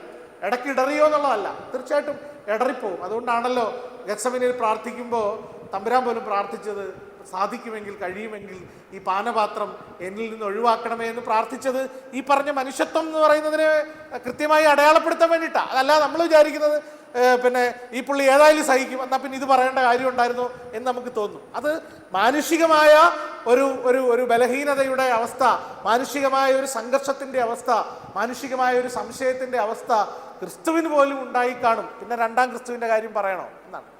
മനസ്സിലായോ? അതുകൊണ്ടാണ് ഈ പാനപാത്രം എന്നിൽ നിന്ന് അകന്നു പോകുന്നെങ്കിൽ എന്ന് പറഞ്ഞിട്ട് അവസാനത്തെ വരി കൂടി നമ്മൾ ഇത് വായിക്കുകയില്ല, നമ്മളിത് വായിക്കത്തില്ല. എന്താ ഈ വരി കൂടി നമ്മൾ വായിക്കണം? എന്താ വരി? എങ്കിലും എൻ്റെ ഇഷ്ടമല്ല, അവിടുത്തെ ഇഷ്ടം നിറവേറട്ടെ. ഈ ഒരു സാധനത്തിലാണ് അത് പൂർത്തിയാവുന്നത്. ഇത് ഫ്രാൻസിസും പറഞ്ഞിട്ടുണ്ട്. എൻ്റെ ഇഷ്ടമല്ല, എനിക്ക് ബലഹീനതകളുണ്ട്, കുറവുണ്ട്, സംശയമുണ്ട്, പ്രണയമുണ്ട്, ലോകത്തിൻ്റെ ഭൗതികതകളിലേക്കുള്ള താല്പര്യങ്ങൾ ചില സന്ദർഭങ്ങളിലെങ്കിലും വന്നുചേരുന്നുണ്ട്. ആ സിനിമയിൽ തന്നെ ഒരു ദൃശ്യത്തിൽ ഫ്രാൻസിസ് വല്ലാതെ വിശന്ന് തൻ്റെ സഹോദരങ്ങൾക്ക് പോലും ഒന്നും കൊടുക്കാനില്ലാതെ വിഷമിച്ചിരിക്കുന്ന ഒരു സന്ദർഭം ആ സിനിമയിലുണ്ട്. അവിടെ വല്ലാതെ വേദനിച്ച് അദ്ദേഹം ഇങ്ങനെ ഇങ്ങനെ ഒരു കൽപ്പടവിൽ ഇരിക്കുന്ന ഒരു സന്ദർഭത്തിൽ ആണ് പിന്നെ ക്ലെയർ വിളിക്കുന്നത്, ഫ്രാൻസിസ്കോ എന്ന് വിളിക്കും. ക്ലെയർ ഇങ്ങനെ വിളിക്കുമ്പോൾ ഫ്രാൻസിസ് മുഖം ഉയർത്തി നോക്കുമ്പോൾ അപ്പവുമായിട്ട് ക്ലെയർ വരികയാണ്, എന്നിട്ട് അത് കൊടുക്കുക. അപ്പം നമുക്കൊക്കെ ജീവിതത്തിൽ അപ്പോൾ നമുക്ക് വേണ്ടപ്പോൾ അപ്പമായി വരാൻ കഴിവുള്ള ആളാണ് നിന്നെ ചുമതലപ്പെടുത്തിയ ആൾ എന്ന് തന്നെയാണ്. ശക്തിപ്പെടുത്തേണ്ടപ്പോൾ ശക്തിപ്പെടുത്തേണ്ടപ്പോൾ നിന്നെ ശക്തിപ്പെടുത്താനും പുള്ളിക്ക് വിചാരമുണ്ടെന്നേ. നിന്നെ വിളിച്ചവൻ വിശ്വസ്തനാണെന്നേ.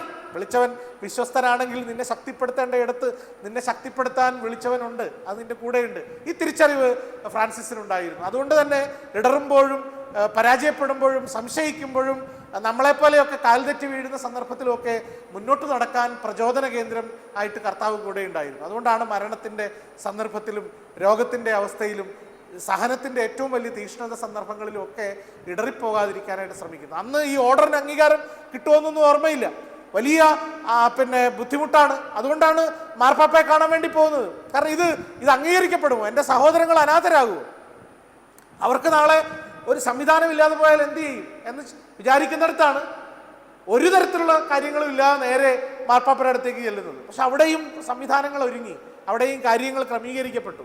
അപ്പോൾ നമ്മൾ രാജ്യവും നീതിയും അന്വേഷിച്ചാൽ മതി. പക്ഷെ നമ്മളിതൊന്നും അന്വേഷിക്കത്തില്ല, അതാണ് നമ്മുടെ വിഷയം. രാജ്യവും നീതിയും നമ്മൾ അന്വേഷിച്ചാൽ മതി, ബാക്കിയൊക്കെ കൂട്ടിച്ചേർക്കപ്പെടും എന്ന വിചാരത്തിലേക്ക് നമ്മൾ എത്തുന്നില്ല. അപ്പോൾ അതുകൊണ്ട് നമുക്ക് രാജ്യവും നീതിയും അന്വേഷിച്ചാൽ മതി, ബാക്കിയൊക്കെ കൂട്ടിച്ചേർക്കപ്പെടുമെന്ന് പറഞ്ഞതിൽ ഈ വിശ്വാസം നമുക്ക് പൂർണ്ണമായും കടുകുമണിയുടെ എങ്കിലും ഉണ്ടെങ്കിൽ നമ്മൾ എത്ര പിന്തിരിഞ്ഞു വന്നാലും, എത്ര ഇടറിയാലും, എത്ര വീണു പോയാലും, എത്ര പരിക്കേറ്റാലും, എത്ര മുറിവേറ്റാലും നമ്മൾ തിരിച്ച് വരിക തന്നെ ചെയ്യും എന്നതാണ് ഫ്രാൻസിസ് അതിലുള്ളത്. അതല്ലാതെ ഫ്രാൻസിസ് ഒരു അതിഭൗതിക മനുഷ്യനായിരുന്നു, അദ്ദേഹം ജനിച്ചപ്പോൾ തന്നെ വിശുദ്ധനായി, അങ്ങനെയൊക്കെ നമ്മൾ സങ്കല്പിക്കാറുണ്ട്. അങ്ങനെ ഒരു മനുഷ്യനും ഇല്ല കേട്ടോ, അല്ലേ? സ്വാതി തിരുനാളിനെ കുറിച്ച് പറയും, ഗർഭശ്രീമാൻ. സമയമായോ? ആയോ? തീർക്കാം. ഗർഭശ്രീമാൻ എന്ന് സ്വാതി തിരുനാളിനെ കുറിച്ച് പറയും. ഗർഭത്തിൽ തന്നെ ഐശ്വര്യം കൊണ്ട് ജനിച്ചവൻ. അങ്ങനെ ഒരാളില്ല, അല്ലേ? അങ്ങനെ ഒരാളില്ല ഗർഭത്തിൽ ഐശ്വര്യവാനായിട്ട്. എന്തിന് ആശുപത്രി കിടക്കയിൽ നേഴ്സിന് 2 കുഞ്ഞുങ്ങളെ മാറിയാൽ തീരാവുന്നതേ ഉള്ളൂ. നമ്മുടെ കുടുംബവും ബന്ധവും വലിയ കുലവും വലിയ സംഭവവും ഒക്കെ എത്ര ഉള്ളൂ. ഒരു നേഴ്സിന് കൈമാറുന്നതിനിടയിൽ പറ്റാവുന്ന ഒരു കയ്യബദ്ധത്തിൽ തീരാവുന്നതേ ഉള്ളൂ നാം ഈ കൊട്ടിഘോഷിക്കുന്നതൊക്കെ. എത്ര ഉള്ളൂ, പറഞ്ഞോടി കിട്ടിയോ? അതുകൊണ്ട് ഇതിനകത്തൊന്നും വലിയ കാര്യമില്ല. അതുകൊണ്ട് ഈ ജീവിതം അത്രമേൽ നിസ്വാർത്ഥമായി ജീവിക്കാൻ നമ്മളെ പ്രേരിപ്പിക്കുന്ന ഘടകം എന്താ? ജീവിതത്തിൻ്റെ അർത്ഥം എന്ന് പറയുന്നത്, ജീവിതത്തിൻ്റെ വഴി എന്ന് പറയുന്നത് ഇത്രയൊക്കെ ഉള്ളൂ എന്ന തിരിച്ചറിവാണ്. ഈ തിരിച്ചറിവുണ്ടാകുന്ന സന്ദർഭത്തിലാണ് നാം ആത്മീയതയുടെ വഴിയിലേക്ക് യഥാർത്ഥത്തിൽ എത്തിച്ചേരുക. അല്ലാത്തിടത്തോളം നാം ഇങ്ങനെ പല വഴിയിലേക്കും പല ഇടങ്ങളിലേക്കും ഒക്കെ നമ്മളിങ്ങനെ പൊയ്ക്കൊണ്ടിരിക്കും. അപ്പോൾ ഈ തിരിച്ചറിവ് വളരെ പ്രധാനമാണ്.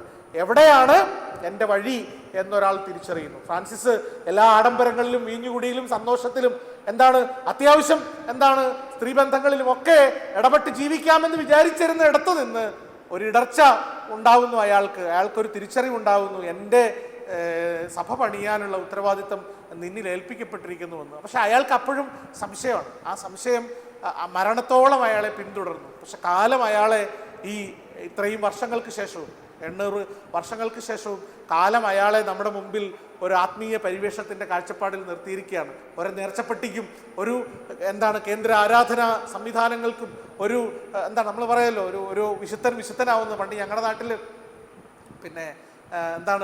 ഈ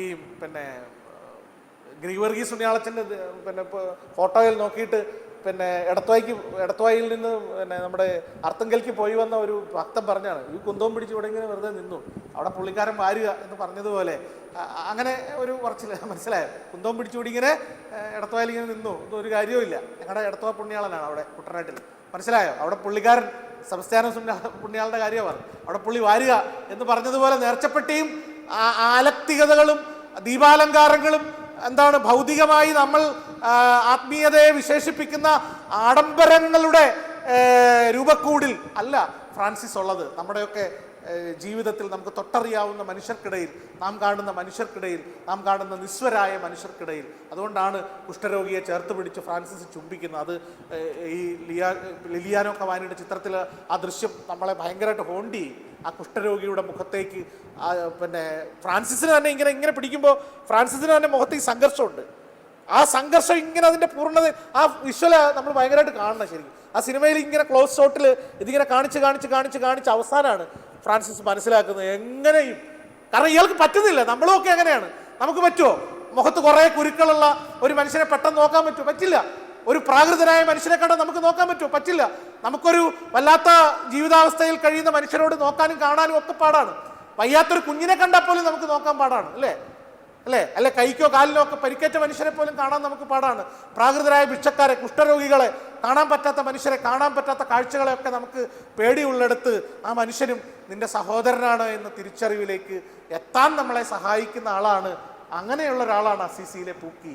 ആ അസീസിയിലെ പൂക്കിയാണ് നാം തിരിച്ചറിയേണ്ടത്. ആ മനുഷ്യൻ ഒരു പച്ച മനുഷ്യനായിരുന്നു. ആ പച്ച മനുഷ്യൻ നമുക്കിടയിലുണ്ട്. അത്തരം പച്ച മനുഷ്യരെ കാണാനും ബോധ്യപ്പെടാനും നമ്മുടെ ഇടയിലും നമ്മുടെ മനസ്സിലുമുണ്ട് അങ്ങനെ ഒരു മനുഷ്യൻ, അല്ലേ? ഇത്തരം കാര്യങ്ങളോട് ഇടർച്ചയുള്ള, കാര്യങ്ങളെ പേടിക്കുന്ന, കുഷ്ഠരോഗിയെ കാണുമ്പോൾ അറച്ചോടുന്ന, അല്ലേ? ഭിക്ഷക്കാരൻ ഇപ്പോഴും കയ്യിൽ പിടിച്ച് പൈസ കൊടുക്കാൻ പേടിയുള്ള, അല്ലേ? പാവപ്പെട്ടവരുടെ ഇടയിൽ ഇടപെടാൻ മനസ്സ് കുറവുള്ള ഒരു മനുഷ്യനുണ്ട്. 2018 മഹാപ്രളയത്തിൽ ഭാരതമാതാ കോളേജിൽ ഞാൻ സന്നദ്ധ പ്രവർത്തകനായിട്ട് NSS കോർഡിനേറ്ററായിട്ട് നിൽക്കുമ്പോൾ എൻ്റെ കുഞ്ഞുങ്ങൾ, ഭാരതമാതായിലെ എൻ്റെ മക്കൾ ഓടി ഓടി ഓടി കാര്യങ്ങൾക്ക് നടക്കുകയാണ്. അപ്പോൾ ഒരു കുഞ്ഞ് ഓടി വീണ് അവന് കോളേജിൻ്റെ ഫ്രണ്ടിലുള്ള സിമെൻറ്റ് ബെഞ്ചിൽ ഇടിച്ച് അവൻ മറിഞ്ഞു വീണ് ദേഹത്ത് മുഴുവൻ ഇങ്ങനെ ചോരയായി. അപ്പം ഞാനിങ്ങനെ ചോരയൊക്കെ ഒപ്പി അങ്ങനെ സിസ്റ്ററിനൊക്കെ വിളിച്ച്, ഞാൻ എൻ്റെ കൂടെയുള്ള സിസ്റ്റർ വിളിച്ചിങ്ങനെ ഒക്കെ പരിചയിച്ചു. ഞാൻ ചോദിച്ചു, മോനേടാ നിനക്ക് വേദനിക്കുന്നില്ലേ എന്ന് ചോദിച്ചപ്പോൾ അവൻ പറഞ്ഞു, ഇല്ല എനിക്ക് വേദനിക്കുന്നില്ല സാറേ, ഇത്രയും മനുഷ്യരനുഭവിച്ച വേദന വെച്ച് നോക്കുമ്പോൾ എൻ്റെ വേദന എത്രയോ തുച്ഛമാണ്. ഈ തിരിച്ചറിവാണ് പ്രിയപ്പെട്ടവരെ ഫ്രാൻസിസിൻ്റെ ജീവിതാവസ്ഥ. ഈ തിരിച്ചറിവാണ് ഫ്രാൻസിസിൻ്റെ ജീവിതത്തെ നമ്മുടെ ജീവിതത്തിൽ ഉൾക്കൊള്ളാനുള്ള അവസ്ഥ. അതല്ലാതെ ഈ രൂപക്കൂടിലേക്ക് കയറാനുള്ള കുറുക്കു വഴികൾ ആലോചിക്കലല്ല. അതുകൊണ്ട് നമുക്ക് നമ്മളായിരിക്കുന്ന ഇടങ്ങളിൽ, നമ്മളായിരിക്കുന്ന സ്ഥലത്ത് നമുക്ക് എങ്ങനെയാണ്, നമുക്ക് നമ്മുടെ സേവനം, നമ്മുടെ ഇടപെടൽ, നമ്മുടെ വാക്ക്, നമ്മുടെ കരുതൽ ഒക്കെ ആവശ്യപ്പെട്ട ഒരുപാട് മനുഷ്യരുണ്ട്. ഒരു ചെറിയ സന്ദർഭം കൂടി പറഞ്ഞ് അവസാനിപ്പിക്കാം. ഒരു ദിവസം ഇങ്ങനെ ആലപ്പുഴ കടപ്പുറത്ത് കപ്പലണ്ടി ഓടിച്ചുകൊണ്ടിരിക്കുകയാണ്. ഇങ്ങനെ ഇരിക്കുന്ന സന്ദർഭത്തിൽ ഒരു മനുഷ്യൻ പഴയ കടൽപ്പാലത്തിലേക്ക്, പൊളിഞ്ഞു കിടക്കുന്ന ആലപ്പുഴ കടൽപ്പാലത്തിലേക്ക് കടന്നു പോകുന്നത് കണ്ടു. കപ്പലണ്ടി ഓടിച്ചുകൊണ്ടിരിക്കുന്ന എനിക്ക് വളരെ കൗതുകത്തോടു കൂടി ഞാൻ അയാളിങ്ങനെ പോകുന്നത് കണ്ടു. പെട്ടെന്ന് എനിക്ക് തോന്നി, പാലത്തിൻ്റെ കൈവരികൾ, പാലത്തിൻ്റെ പലകകളൊക്കെ പൊളിഞ്ഞു കിടക്കുകയാണല്ലോ, ഈ മനുഷ്യൻ പോയാൽ മറിഞ്ഞു വീഴുമല്ലോ, ഈ സ്ഥലത്തുള്ള ആളല്ലെങ്കിൽ അയാൾ മറിഞ്ഞു വീഴാനിടയുണ്ടല്ലോ. ഞാൻ ഉറക്കെ വിളിച്ചു, ചേട്ടാ വീഴും, പലകയൊക്കെ പൊളിഞ്ഞു കിടക്കുക. ഞാൻ അത്രേ ചെയ്തുള്ളൂ. പക്ഷെ ആ മനുഷ്യൻ കുറേ കഴിഞ്ഞ് എൻ്റെ കൂടെ വന്നിരുന്നു. ഞാൻ അയാൾക്ക് കുറിക്കാൻ കപ്പലണ്ടി കൊടുത്തു.